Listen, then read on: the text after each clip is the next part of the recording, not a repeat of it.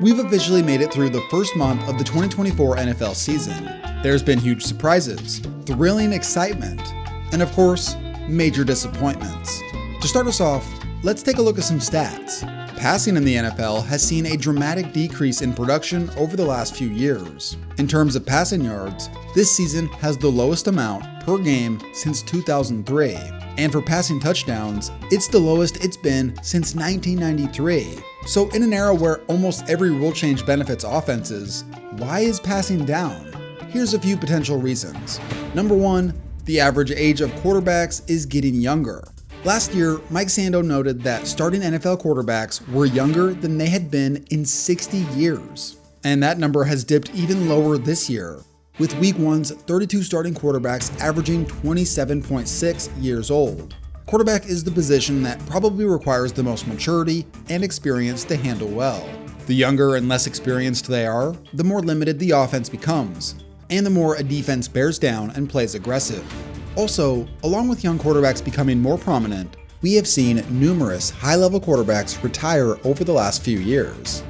The second potential reason why passing is down is defensive strategy has seen an increase in too high safeties, which has dramatically decreased the effectiveness of deep passing, and it's forced offenses to utilize a much shorter pass game. This has even led some to question whether or not too high safety looks should even be allowed.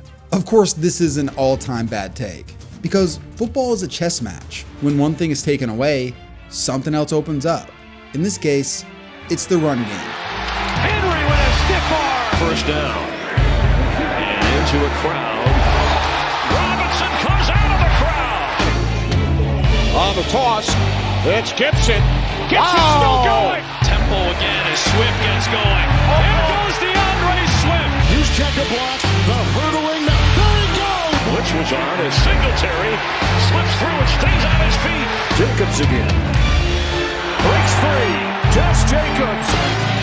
Heading up a big running game against Dallas. Derrick Henry on the run. In direct response to those defensive looks, teams are averaging 4.5 yards per carry, which is tied with 2022 for the best mark in NFL history.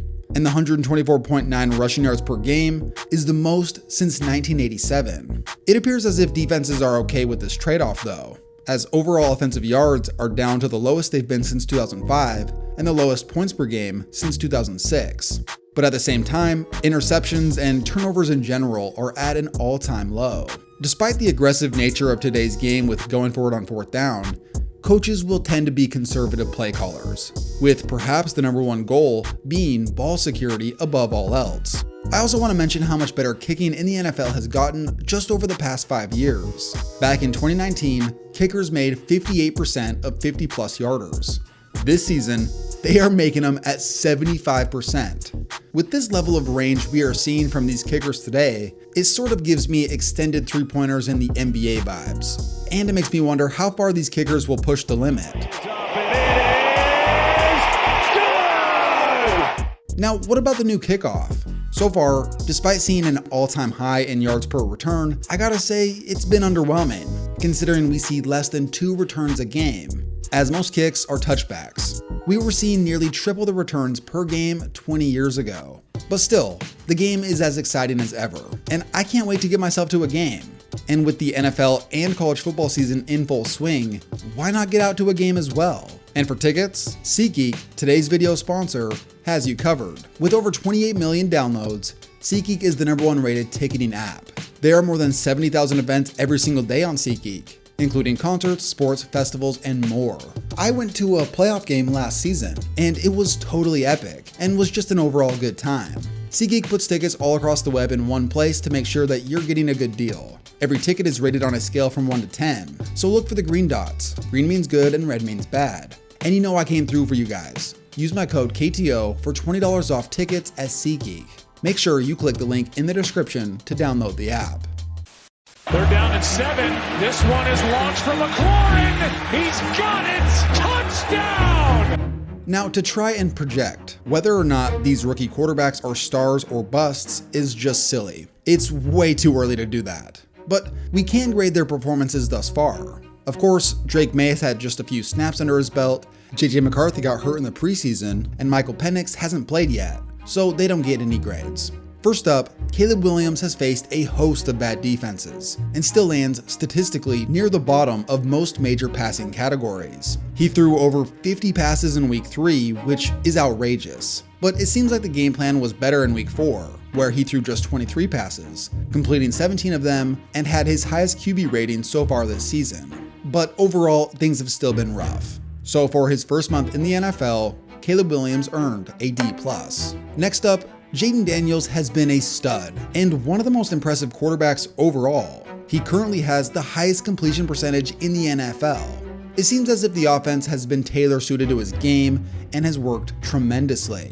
We have seen him be effective and efficient in all 3 levels of the pass game, as well as his ability to run the ball. I'm sure this level of production will slow down, but so far, this has been the most exciting 4 weeks Washington fans have experienced in a long time. He gets an A+. Now for the final first-round quarterback, Bo Nix has been bad. If you want an idea of just how much Sean Payton is limiting this guy, in week 4, he threw 25 passes and totaled just 60 yards. His first half stat line has to be some sort of record, as he went 7 of 15 for -7 yards. To be fair, the conditions were terrible, but in the other games, he wasn't good.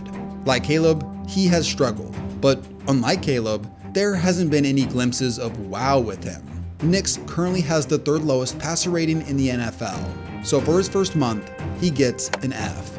While it's still too early to determine whether or not these rookies are stars or busts, the previous quarterback class has started to become more solidified. Going on first down, to the ground, ruled an interception by Will Harris. Bryce Young is off to a historically bad start to begin his career. In 18 starts, he's won just 2 games, and he's already been benched this season for poor play. Carolina is a complete mess, and if this guy is ever going to succeed in the NFL, it's probably away from this organization. He earns an F. As the complete opposite to Bryce Young, CJ Stroud continues to prove just how special of a player he is. With solid numbers, he is on a Pro Bowl level pace once again. I don't know how much of a true contender Houston is, but it's clear they have a bright future with this guy under center. He earns an A+. Up next, Anthony Richardson is oozing with raw talent and has produced some insane highlights. But for the bigger picture, 2 of the worst traits a quarterback can have is being inaccurate and injury prone. And Richardson has both of those problems. It's hard to imagine him leading an NFL offense for a long time when he's completing just around 50% of his passes. He earns a D grade so far. And lastly, Will Levis, who once looked like the future in Tennessee, has pretty much lost any credibility he had as a starter. From horrifically bad, game-breaking turnovers to a general ineffectiveness to move the ball, Levis probably won't see much more time as the starter in Tennessee. In 2024, only 2 quarterbacks have produced worse QBRs. Like Bryce Young, Levis earns an F. Okay, this next section is the 1-sentence game. It's based on a segment Colin Cowherd used to do, which was called the 3-word game, but I've tweaked it just slightly. Here's 1 sentence for every NFL team. The Buffalo Bills. Wow, these guys look amazing. Until they played a good team. The Jets. Rodgers can still ball, but this team has too many problems to be a Super Bowl contender. The Dolphins. This team without Tua under center is completely unwatchable. The Patriots. Is this the worst team in the NFL? The Steelers. Justin Fields has shown how much coaching matters, plus how bad Kenny Pickett was. The Ravens. After a shaky start, they seem to have found their groove and look much more formidable with Derrick Henry. The Browns. With how Joe Flacco and Baker Mayfield have played compared to Deshaun Watson, is there a bigger disaster in the league right now? The Bengals. With the most potential of all the 1-3 teams, we will learn a lot about this team come Sunday versus the Ravens. The Texans. Although CJ Stroud is a bona fide star, this team raises questions considering their lone game against a good team saw them humiliated. The Colts. Despite Old Man Flacco's heroics, this is an average level team ultimately held back because Anthony Richardson is too inaccurate and injury prone. The Titans. With support of Will Levis vanishing by the week, this team is headed towards drafting another quarterback. The Jaguars. Although I said the Browns are the biggest disaster, the Jaguars are just as bad considering the way Trevor Lawrence has played. The Chiefs, as long as Mahomes is under center, these guys will just continue to find ways to win. The Chargers, with a dramatically improved defense, their atrocious patchwork offensive line currently holds them back. The Broncos, with a tough, gritty defense as well, the Broncos are ultimately very limited because of Bo Nix. The Raiders, as another limited team, the most interesting thing about them is the Devontae Adams trade rumors. The Commanders, with Jaden Daniels completing a staggering 82% of his passes, has there been a bigger surprise in the NFL than these guys? The Cowboys, as a team that has virtually no run game and a defense that's gotten worse, it seems as if their Super Bowl hopes are slipping away. Speaking of their window closing, what about the Eagles? In the process of losing key players such as Jason Kelce and Fletcher Cox, the Eagles look like a shell of themselves, and Nick Sirianni may be fired by the time the season ends. The Giants, as long as Daniel Jones is under center, this team will remain mediocre. The Vikings, as a team that was thought to be rebuilding, these guys look like serious Super Bowl contenders. The Lions, as one of the most talented teams in the league, these guys also look like Super Bowl contenders. The Bears, although it's early, the Bears and Caleb Williams have been underwhelming.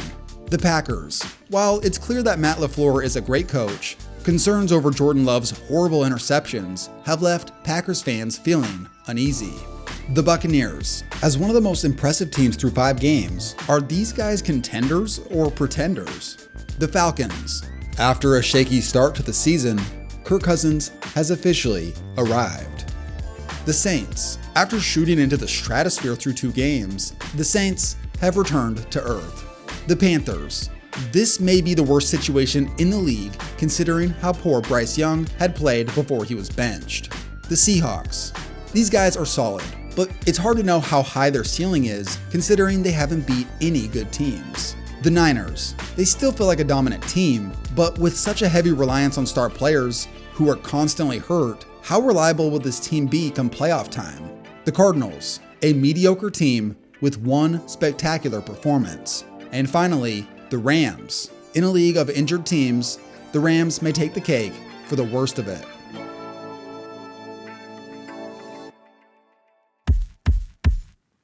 Now, with that wrapped up, here are a list of teams who have vastly overperformed and underperformed.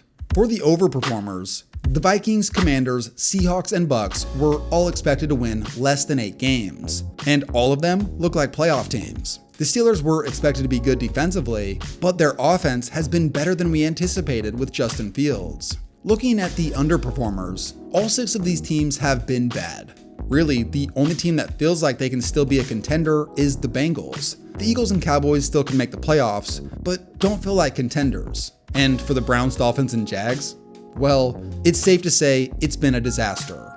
Now, Tua has been out, but in a league of constant quarterback injuries, their backup plan has been terrible. Alright, for the last section in this video, according to The Athletic, here are the projected final records of the top 14 teams, based on the first 4 weeks, which would produce a playoff picture that looks like this. How crazy would it be if the Commanders won the NFC East and the Cowboys don't even make the playoffs? But honestly, I think the Cowboys would still probably make it in over the Eagles. The race for the NFC North is gonna be a wild one, considering how good the Vikings and Lions are. And you can't count out the Packers just yet either. The NFC just feels so up for grabs, it's exciting. The AFC once again feels a little top heavy, and I'm not sure I can trust Houston to make a deep run yet. But who knows? If this was the final playoff picture, who do you think would win the Super Bowl? I'm still sticking with my preseason prediction. Earmark that. Here is a completion to Jamison Williams. He is